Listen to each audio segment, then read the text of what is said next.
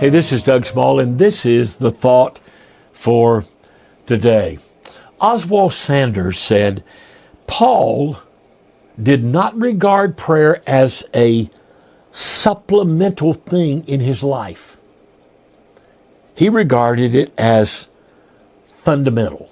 It was not something to be added to his work, sprinkle on his work. I think that's what we do. No. Sanders said, it was the matrix out of which his work was born.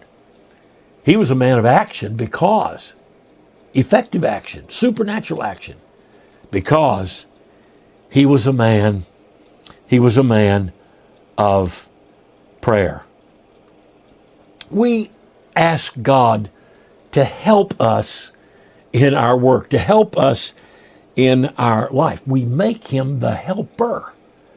And we do that without even realizing what we're really saying is, I want to stay in charge of my life. I just need a little help here. I just need a little help there. The truth is, God does want to help us. He will help us. He is the very present help in the time of trouble. But what God really wants is for us to help him, for us to join him in his work. We work in God's work. We work effectively in God's work. See, in Genesis 1 and 2, and especially chapter 1, you get the 6 days of creation. God's working. God's working. At the end of the 6th day, he creates man. And he invites man into his rest. That's prayer. And then he tells man that he'll grow the garden and he'll guard the garden.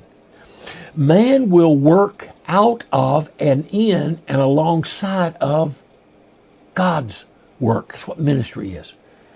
Ministry is watching God work and joining him in that work. Sidney Lear said, you have to let the first act on waking be to place yourself, your heart, your mind, all of your faculties, your whole being in God's hands. You have to ask him to take the entire possession of you and to be the guide of your soul and your life, your wisdom and your strength. He wills, God wills, that we seek him to meet all of our needs, that we both know him truly and draw closer and closer to him in prayer.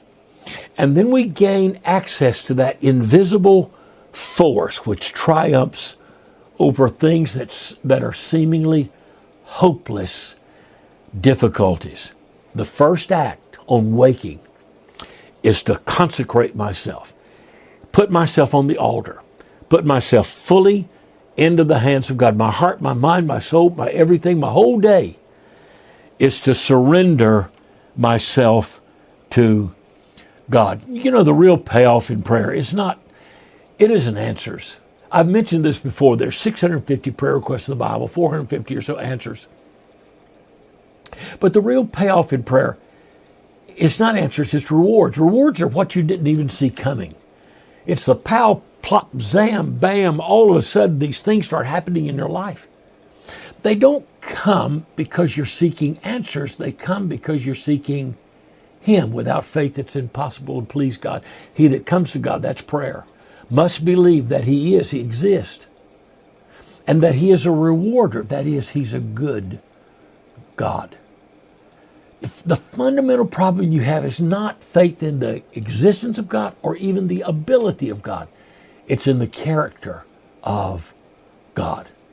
You must believe that he is a good God, that he's a loving God, that he's a gracious God, and that he is a rewarder. Rewards are not answers. Rewards are what you didn't even know that you should pray for, that you could pray for, that you needed.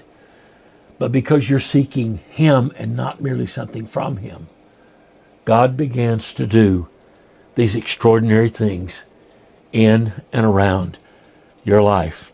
Richard Needham said, God God punishes us mildly by ignoring our prayers, and He punishes us severely by answering them. You don't even know what you should pray for. You think you're smart enough to fix that problem? No, prayer is not about fixing things. Prayer is about letting God fix me. It's not a supplement to your life when you're in trouble. It is fundamental. It's not something you add to your life. It's the very matrix out of which you live. You pray without ceasing. You give yourself to the ministry of prayer and to the Word of God. Your first act is to put yourself in the hands of God, just as you did the night before when you climbed into the bed being a kind of altar, where the sacrifice was laid upon the altar to rest on the coals of the altar. And so we lay ourselves down to rest into the hands of God, the arms of God, and we're glad we are awakened that we might serve Him and that He might touch through our touching and love through our loving. Hey, this is Doug Small. The thought for the day.